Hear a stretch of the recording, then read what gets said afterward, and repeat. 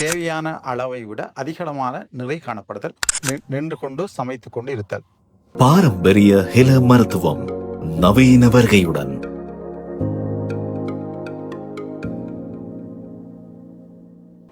வணக்கம் அன்புநேயர்களே, இன்றும் உங்களுக்கு மிகவும் பெருமதியான மருத்துவ ஆலோசனைகளோடு நாம் இந்த காணொளிக்காக அழைத்து வந்திருப்பது இலங்கையில் பிரபலமான வைத்தியர் டாக்டர் நுமைஸ் புஹாரி அவர்களே. வணக்கம் டாக்டர். வணக்கம்.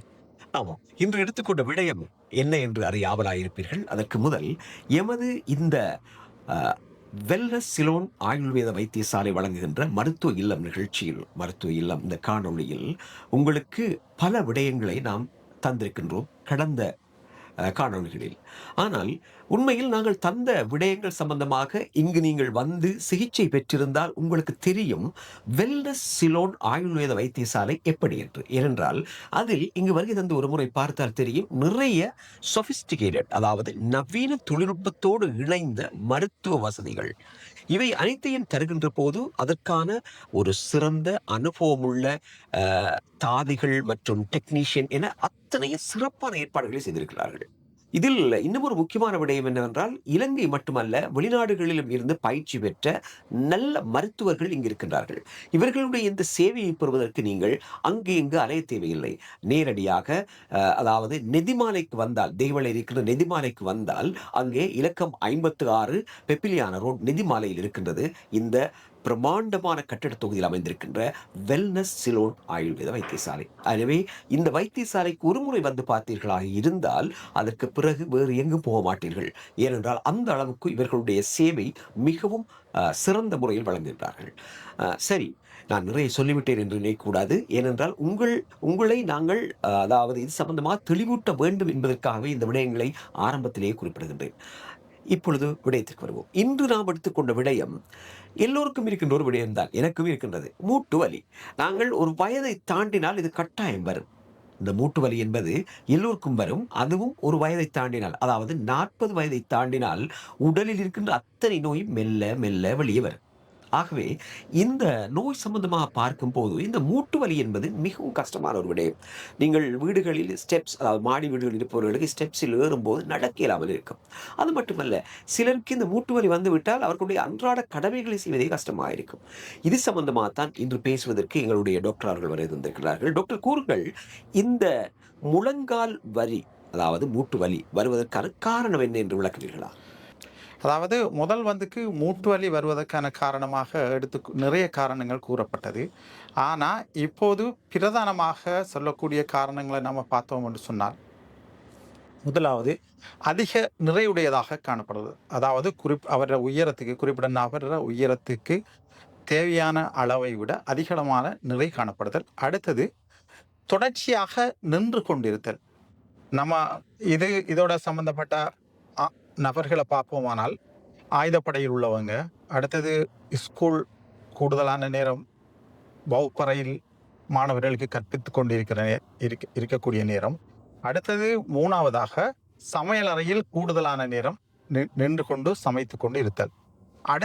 அடுத்த காரணிகளாக நம்ம பார்ப்போம் என்று சொன்னால், ட்ராமேட்டிக் பெயின் என்று சொன்னால், ஏற்கனவே ஏதாவது ஒரு ட்ராஃபிக் ஆக்சிடென்ட் மூலம் அல்லது வேறு ட்ரோமா மூலம் அவங்களுக்கு உருவான காயங்களை அவங்க ஒழுங்காக அதற்குரிய சிகிச்சை பெறாத விடத்து ஏதாவது மீதமாக காணப்படும் போது அது பின்னாட்களில் மூட்டு வலியாக மாறக்கூடியதாக காணப்படுகின்றது.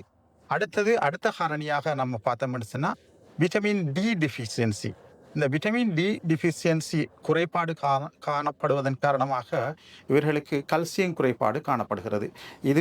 இவைகளே பெரும்பாலும் மூட்டு வலி வருவதற்கான காரணங்களாக கருதப்படுகின்றது. உண்மையில் மிகவும் தெளிவாக குறிப்பிட்டீர்கள். அதாவது இந்த மூட்டு வலி ஏன் வருகின்றது என்பதை குறிப்பிட்டீர்கள். ஆனால் எங்களுடைய சமூகத்தில் ஒரு நம்பிக்கை இருக்கின்றது. எப்படி என்றால், ஒரு காலில் மூட்டு வலி வந்தால் திரும்ப மற்ற காலையும் வரும் என்று சொல்லி நம்புறாங்க. இது எந்த அளவுக்கு உண்மை என்று கூற முடியுமா? ஆமாம், இது அதாவது ஆரம்பத்தில் இது ஒரு மூட நம்பிக்கையாக தான் கருதப்பட்டது. ஆனால் இதில் உண்மை காணப்படுது. அதை நம்ம விஞ்ஞான ரீதியாக நம்ம பார்ப்போமானால், நமது உடம்புட நிறை, ஒருவர் சாதாரணமாக ஒரு 80 கிலோ பாரமுடையவராக இருப்பாரானால் அவருடைய அந்த 80 கிலோவும் சமமாக 2ஆக பிரிக்கப்படுகிறது. 2ஆக பிரிந்து அவருடைய நிறை வலது கால் ஊடாகவும் இடது கால் ஊடாகவும் புவியீர்ப்பு விசையின் ஊடாக கீழ்மட்டத்துக்கு இழுக்கப்படுகின்றது. ஆனால் ஒரு நபருக்கு, குறித்த நபருக்கு இந்த வலது காலில் மூட்டு வலி ஏற்படும் போது இவரினால் அந்த 40 கிலோ உடம்புடைய அரைவாசி பகுதியான 40 கிலோட பாரத்தை அவரை மூட்டால தாங்க இயலாம காணப்படும். அந்த டைமில் அவர் என்ன செய்வார்னு சொன்னா, அந்த மேலதிகமான நிறையை அவர் மூட்டால தாங்கிறதுக்கு இயலாத மேலதிகமான நிறையை என்ன செய்வார்னு சொன்னா, அவர் இடது பக்கமான மூட்டுக்கு கொடுப்பார். அப்படி கொடுக்கும்போது இந்த மூட்டும் காலக்கிரமத்தில் பாதிக்கக்கூடியதாக காணப்படும். ஆகவே ஒரு குறிப்பிட்ட காலத்துக்கு பிறகு அவர் 2 மூட்டுகளும் பாதிக்கப்பட்டவராக காணப்படுவார். உண்மையில் நல்ல விளக்கம். உண்மையில் சாதாரண ஒருவருக்கும் விளங்கக்கூடிய முறையில் விளங்கப்படுத்தினீர்கள். அதாவது ஒரு காலுக்கு வந்தால் நிச்சயமா மற்ற காலுக்கும் வரும். ஏனென்றால் அந்த பாரம் மற்ற காலிலையும் தாங்கக்கூடியதாக இருப்பதனால் அப்படி வரக்கூடிய வாய்ப்புகள் இருக்கின்றது என்று விளங்கப்படுத்தினீர்கள். நல்ல விஷயம். சரி, இது இன்னும் ஒரு விடயம் இருக்கின்றது. இடுப்பு வலி உள்ளவர்களும் நிறைய இருக்கின்றார்கள். இந்த இடுப்பு வலிக்கும் இந்த மூட்டு வலிக்கும் ஏதாவது தொடர்பு இருக்கா டாக்டர்? அதே மாதிரி தான் நான் முதல் கூறிய அதே விளக்கம் தான் இங்கேயும் அப்ளை பண்ணப்படுகிறது. அதாவது ஒருவருக்கு வலது பக்கமாக அந்த இடுப்பு வலியில் 2 வகையான இடுப்பு வலி காணப்படுகிறது. ஒன்று நடுப்பக்கம் வரக்கூடிய இடுப்பு வலி, அடுத்தது பக்கவாட்டில் வரக்கூடிய இடுப்பு வலி. இதில் மூட்டு வலியோட இணைக்கப்படுகிறது, சம்பந்தம் காணப்படுகிறது. பக்கவாட்டில் வரக்கூடிய இடுப்பு வலி தான் மூட்டு வலியோட நேரடியாக இணைக்கப்படுகிறது. ஒரு குறித்த நபருக்கு வலது பக்கம் பக்கவாட்டில் அவருக்கு இடுப்பு வலி காணப்படும் என்று சொன்னால், அவர் வலது பக்கத்தினூடாக அவருடைய நிறையை கீழ் நோக்கி இடமாற்ற முடியாத நிலை காணப்படும். அந்த டைமில் அவர் என்ன செய்வார் என்று சொன்னால், அந்த மேலதிகமான நிறையை அவரால் இடமாற்ற முடியாத அளவுள்ள நிறையை அவர் அடுத்த பக்கம் இடது பக்கமாக கொடுக்கக்கூடியதாக காணப்படும். இடது பக்கமாக அனுப்பி கொண்டிருப்பார். அப்போ இடது பக்கம் உள்ள மூட்டுக்கு மேலதிகமான நிறை அழுத்தப்படுவதனால் அவருக்கு குறிப்பிட்ட காலத்தின் பின் அவருக்கு இடது பக்க காலில் மூட்டு வலி ஏற்படக்கூடியதாக காணப்படுகின்றது. அது மட்டுமல்ல, இன்னும் ஒரு விடயம் இருக்கின்றது. நீங்கள் குறிப்பிட்டீர்கள் இந்த பருமன் பெருத்தவர்கள், அதாவது உடற்பருமன் பெருத்தவர்களுக்கு இந்த மூட்டு வலி வருவதற்கு வாய்ப்பு அதிகம் என்று. சரி, இந்த உடல் பருமன் பெருத்தவர்களுக்கு இவ்வாறான மூட்டு வலி வருகின்றது என்றால் இதனை எவ்வாறு குறைக்க முடியும்? ஆமாம், இப்போதுள்ள காலகட்டத்தில் மூட்டு வலிக்கு பிரதான காரணியாக உடற்பருமன் தான் கூறப்படுகின்றது. அதாவது தொடர்ச்சியாக அதிகளவான சாப்பாடுகள் சாப்பிடுவதன் மூலம் அவர்களுக்கு மேலதிகமான உணவுகள் உடம்பில் தேங்குவதன் காரணமாக இவர்களில் உடற்பருமன் அதிகரிக்கின்றது. இவர்கள் முதலாவது மூட்டு வலி வந்தவுடன் இவர்கள் முதலாவது செய்ய வேண்டியது என்னன்னு சொன்னா, வைத்தியரிடம் செல்வதற்கு முன் இவர்களுடைய உடம்பின் நிறையை குறைப்பதற்கான முன்னெச்சரிக்கையான நடவடிக்கை தான் எடுக்க வேண்டும். அதான் அதில் அந்த மூட்டு வலி மேனேஜ்மெண்ட் வர முதலாவது கண்ட்ரிபியூஷன்ஸ் ட்ரீட்மெண்ட் அதான்.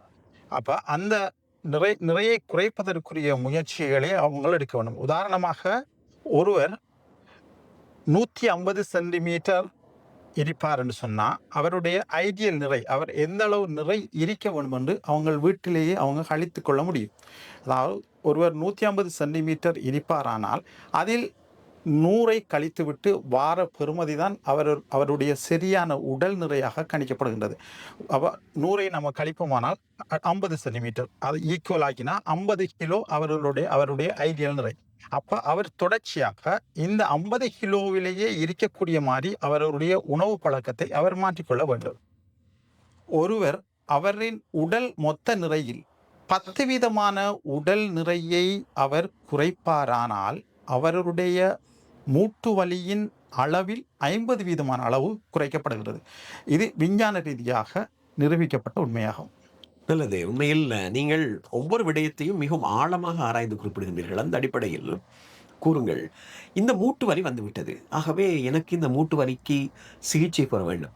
இதில் குறிப்பாக உங்களுடைய இந்த வெல்னஸ் சிலோன் ஆயுர்வேத ஹாஸ்பிட்டல் வழங்குகின்ற இந்த வெல்னஸ் சிகிச்சை முறை எவ்வாறு நீங்கள் இதற்கு வழங்குவீர்கள்? இதற்கு எவ்வளவு காலம் எடுக்கும் என்பதை எமது நேயர்களும் அறிய ஆவலாக இருப்பார்கள். கூறுங்கள். இந்த வெல்னஸ் சிகிச்சையை நம்ம பார்த்தோம்னு சொன்னால், இந்த மூட்டு வலிக்கு வழங்கப்படுகின்ற இந்த சிகிச்சை முறை தங்கி இருக்கிறது. முதலாவது, அவருடைய மூட்டின் தேய்மானம் எந்த அளவுக்கு காணப்படுகின்றது என்ற அளவிலேயே அவருடைய சிகிச்சையின் காலங்கள் அவரிடத்தில் வரையறுக்கப்படுகிறது. ஒருவரின் ஓவர் வெயிட், உடம்பு நிறை அதிகரிப்பின் காரணமாக அவர் மூட்டு வலி ஏற்படுமானால், நாங்கள் முதலாவது அவர்கிட்ட கையாளுகின்ற விடயம் அவருடைய உடல் நிறையை குறைப்பதற்கான ஆலோசனைகளும் அது சம்பந்தமான வெல்னஸ் ட்ரீட்மெண்ட் தான் அவருக்கு வழங்கப்படும். அதற்கு அவருக்கு ரெஸ்பான்ஸ், அந்த மூட்டு வலி ரெஸ்பான்ஸ் தரவில்லை என்றால் நாங்கள் அடுத்த பக்கமாக யோசிக்கக்கூடியதாக காணப்படும்.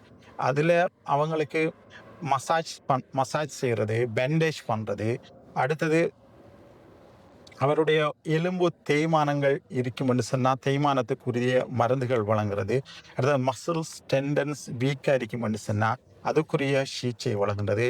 அடுத்தது மூட்டுக்கள் உள்பக்கமாக தேய்ந்து காணப்படும் என்றால் அதை மீண்டும் வளர வைக்குவதற்கான மருந்துகள் வழங்குவது. அடுத்தது உள்ளுக்கு ஜெல் குறைவுன்னு சொல்லுவாங்க, அதாவது சைனோவியல் ஃப்ளூயிட் குறைவுன்னு சொன்னால் அந்த சைனோவியல் ஃப்ளூயிட்டை மீண்டும் அதிகரிப்பதற்கான மருந்துகளை வழங்குவது. அடுத்தது தேய்மானங்களை மீள கட்டி அமைப்பதற்கான சிகிச்சைகள், நவீன சிகிச்சை முறைகள் காணப்படுகிறது. அதாவது ரீஜெனரேட்டிவ் மெடிசின் என்று சொல்லுவாங்க. அந்த சிகிச்சை முறைகள் மூலம் நாங்கள் அவருடைய மூட்டை மீண்டும் பழைய நிலைக்கு கொண்டு வருவதற்கான முயற்சிகளை செய்வோம். இது பெரும்பாலும் கூடியதாக காணப்படும் இந்த சிகிச்சையின் அளவு. நல்லது. உண்மையில் முத்தாய்ப்பாக நல்ல விடயம் ஒன்றை கூறுகிறீர்கள். அதாவது ஒரு மட்டுமட்டாகத்துக்குள் அவரை மீண்டும் பழைய நிலையை கொண்டு வருவதற்கான வாய்ப்பு இருக்கின்றது இந்த சிகிச்சைகள், வெல்னஸ் சிகிச்சை செய்தால். நல்லது. உண்மையில் இன்று எங்களுடைய டாக்டர் நுமைஸ் புகாரி அவர்கள் மிகவும் பெருமதியான விடயங்களை உங்களோடு பகிர்ந்து கொண்டார். மூட்டு வலி என்பது அநேகமாக வயோதிபர்களுக்கு, குறிப்பாக 40 வயதை தாண்டியவர்களுக்கு வருவதற்கு சாத்தியக்கூறுகள் அதிகம். அதே போன்று உடற்பருமன் பெருத்தவர்களுக்கு வருவதற்கான சாத்தியக்கூறுகள் அதிகம். அல்லது ஏதாவது ஆக்சிடென்ட் மூலமாக மூட்டில் ஏற்படும் வலிகள் சம்பந்தமாக வந்தவர்களுக்கு அதிகம் என்பதையெல்லாம் டாக்டர் மிகவும் தெளிவாக விளங்கப்படுத்தினார். ஆகவே இவ்வாறான இந்த மூட்டு வலி உள்ளவர்கள் எமது வெல்னஸ் சிலோன் ஆயுர்வேத வைத்தியசாலையை நாடினால் அங்கே டாக்டர் நுமைஸ் அவர்கள் இருப்பார்கள். அவர்களிடம் நீங்கள் இந்த சிகிச்சை முறைகள் மூலம் உங்களை நீங்கள் சுகதேகியாக மாற்றிக்கொள்ளலாம். சரி, இது இருக்கின்ற இடம்தான் இலக்கம் 56 பெப்பிலியான ரோட், நெதிமால தெய்வளைக்கு நெதிமாலைக்கு வந்தால் இந்த வைத்தியசாலையை நீங்கள் கண்டுகொள்வது மிகவும் இலகு. அது மட்டுமல்ல, நீங்கள் முற்பதிவுகளுக்கு அழைக்க வேண்டிய தொலைபேசி இலக்கத்தை குறிப்பிடுகின்றேன். 0777340 அல்லது 0777340